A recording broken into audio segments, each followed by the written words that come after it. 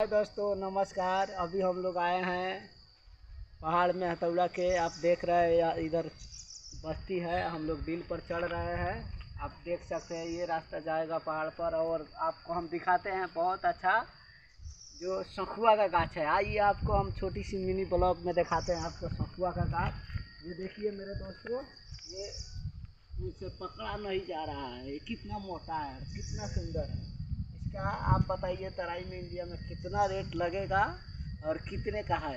ये lump sum 100 feet से ज़्यादा मोटा है। आप देख सकते हैं कितनी मोटे हैं। पहाड़ में ऐसे ऐसे कितने वृक्ष लगे हुए हैं सखुआ का, बहुत ज़्यादा है, बहुत ज़्यादा। और नेपाल में घूमने से हमको इतना खूबसूरत अच्छा लगता है, हमको बहुत अच्छा फीलिंग होता है। दोस्तों आपको नमस्कार मैं करता हूँ।